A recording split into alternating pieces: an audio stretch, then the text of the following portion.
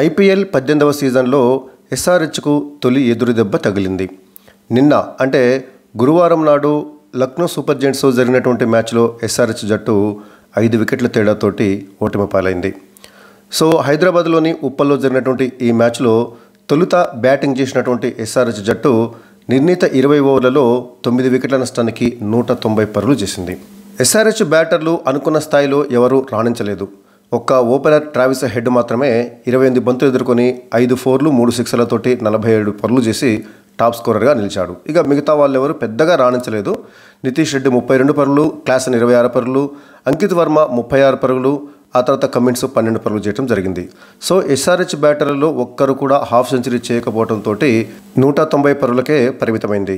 ఇక ఎల్ఎస్జీ బౌలర్లలో శార్దుల్ ఠాకూర్ అద్భుతంగా రాణించి 4 ఓవర్లలో 34 పరుగులు ఇచ్చి ఏకంగా 4 వికెట్లు తీశాడు. మిగతా బౌలర్లు కూడా పర్వాలేదు, బాగానే రాణించారు. ప్రిన్స్ యాదవ్ 4 ఓవర్లలో 29 పరుగులు ఇచ్చి 1 వికెట్ తీస్తే అవేష్ ఖాను, దిగ్వేష్ రాఠే, రవి బిష్ణయ్ వీళ్ళు కూడా తలా 1 వికెట్ తీయడం జరిగింది. సో మొత్తంగా ప్రిన్స్ యాదవ్ ఒకే వికెట్ తీసినప్పటికీ పరుగులను బాగా కట్టడి చేశారు. తర్వాత player of the match award గ్రహీత శార్దుల్ ఠాకూర్ మాత్రం 4 వికెట్లు తీసి మరి ఎస్ఆర్హెచ్ బ్యాటింగ్ వెన్నువిరిచాడు. ఇక ఆ తర్వాత 191 పరుగుల విజయ లక్ష్యంతో బ్యాటింగ్ ప్రారంభించినటువంటి లక్నో సూపర్ జెయింట్స్కు ఆదిలోనే ఎదురు దెబ్బ తగిలింది. ఆ జట్టు ఓపెనర్ మార్క్రమ్ 4 బంతులు ఎదుర్కొని 1 పరుగు మాత్రమే చేసి షమీ బౌలింగ్లో కమిన్స్కి క్యాచ్ ఇచ్చి అవుట్ అయినప్పటికీ 3వ స్థానంలో వచ్చినటువంటి నికోలస్ పూరన్ ఆకాశమే హద్దుగా చెలరేగిపోయాడు. మరొక ఓపెనర్ మిచెల్ మార్ష్తో కలిపి నికోలస్ పూరన్ దాదాపుగా ఎల్ఎస్జీకి విజయాన్ని సాధించబెట్టాడు. 26 బంతులు మాత్రమే ఎదుర్కొన్నటువంటి నికోలస్ పూరన్ 6 ఫోర్లు 6 సిక్సర్లతోటి ఏకంగా 70 పరుగులు చేశాడు. అతని యొక్క స్ట్రైక్ రేటు 269గా ఉంది. నికోలస్ పూరన్ మరియు మిచెల్ మార్ష్ వీరిద్దరు కలిసి 2వ వికెట్కు కేవలం 43 బంతుల్లోనే 116 పరుగులు సాధించారు. దాంతో దాదాపుగా ఎల్ఎస్జీ విజయము ఖాయమైపోయింది. 9వ ఓవర్లోనే నికోలస్ పూరన్ అవుట్ అయ్యాడు.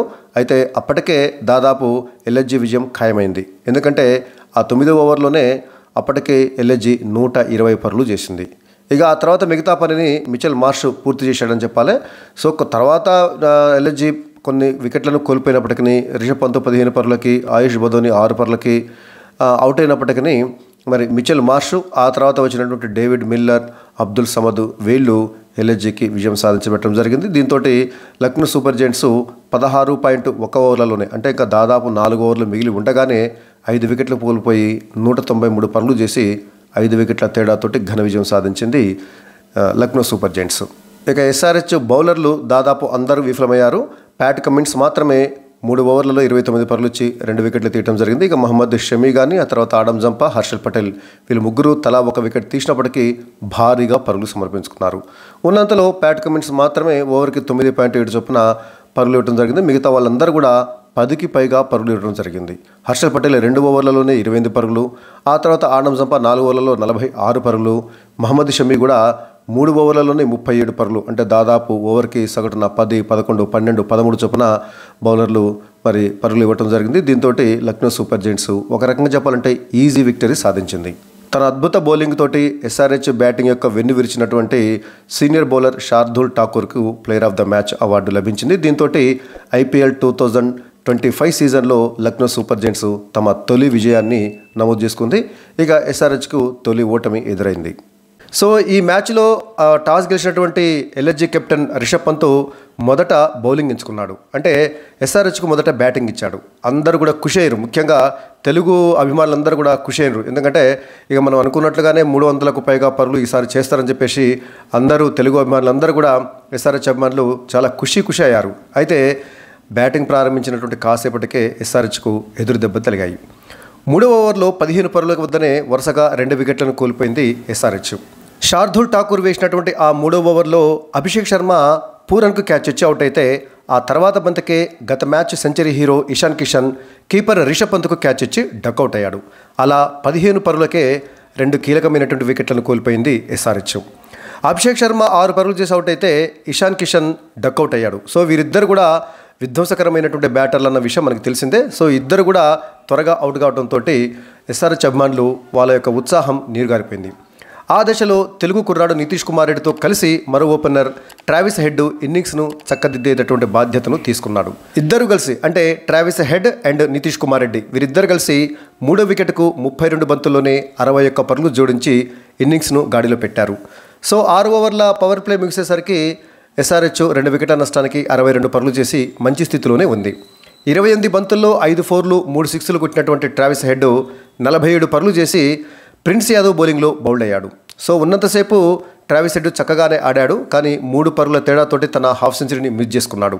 ఇక అప్పటి నుంచి అంటే ట్రావిస్ హెడ్ అవుట్ అయినప్పటి నుంచి ఎస్ఆర్హెచ్ రెగ్యులర్ ఇంటర్వెల్లో వికెట్లను కోల్పోయింది. అలా 76 పరుగుల వద్ద ఎస్ఆర్హెచ్ ట్రావిస్ హెడ్ రూపంలో 3వ వికెట్ను కోల్పోయింది. ఇక 5వ స్థానంలో బ్యాటింగ్కి వచ్చినటువంటి క్లాసన్, నితీష్ రెడ్డి వీరిద్దరూ కలిసి కాసేపు స్కోర్ను పెంచే ప్రయత్నం చేశారు. 10 ఓవర్లు ముగిసేసరికి ఎస్ఆర్హెచ్ 3 వికెట్ల నష్టానికి 96 పరుగులు చేసి కాస్త పర్వాలేదనిపించింది. ఇక మంచి టచ్లో కనిపించినటువంటి క్లాసన్ దురదృష్టవశాత్తు రన్అట్ అయ్యాడు. నితీష్ కుమార్ రెడ్డి కొట్టినటువంటి బాలు బౌలర్ అయినటువంటి ప్రిన్స్ యాదవ్ చేతిని బలంగా తాకి నాన్ స్ట్రైకింగ్ ఎండ్లో వికెట్లను గిరాటేసింది. అప్పటికే పరుగు కోసం బయటకు వచ్చినటువంటి క్లాసన్ మరి రన్అట్ కావడం జరిగింది. సో 17 బంతులు ఎదుర్కొన్నటువంటి హెన్రిచ్ క్లాసన్ 2 4లు 1 సిక్సర్ తోటి 26 పరుగులు చేసి అలా దురదృష్టవశాత్తు రన్అట్ అయ్యాడు. అలా 12వ ఓవర్లో 110 పరుగుల వద్ద క్లాసన్ రూపంలో ఎస్ఆర్హెచ్ 4వ వికెట్ను కోల్పోయింది. అయితే మరో 2 ఓవర్ల తర్వాత నితీష్ రెడ్డి రవి బిష్ణోయ్ బౌలింగ్లో బౌల్డ్ అయ్యాడు. 28 బంతులు ఎదుర్కొన్నటువంటి నితీష్ కుమార్ రెడ్డి మరి 2 4లతోటి 32 పరుగులు చేసి అవుట్ కావడం జరిగింది.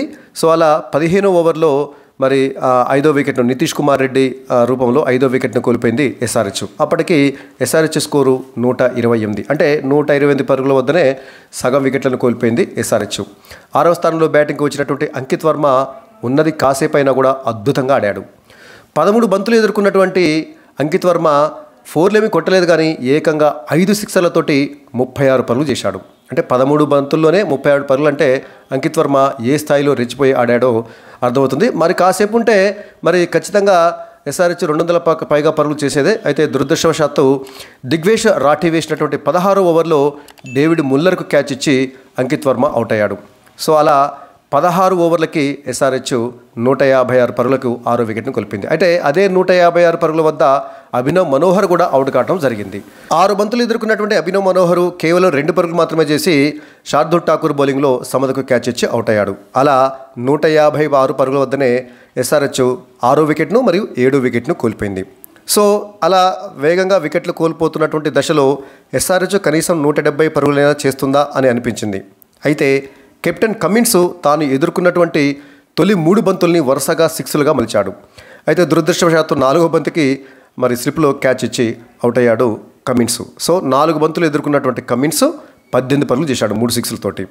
సో అలా 17.3 ఓవర్లో మరి 176 పరుగుల వద్ద కమిన్స్ 8వ వికెట్ రూపంలో అవుట్ కావడం జరిగింది.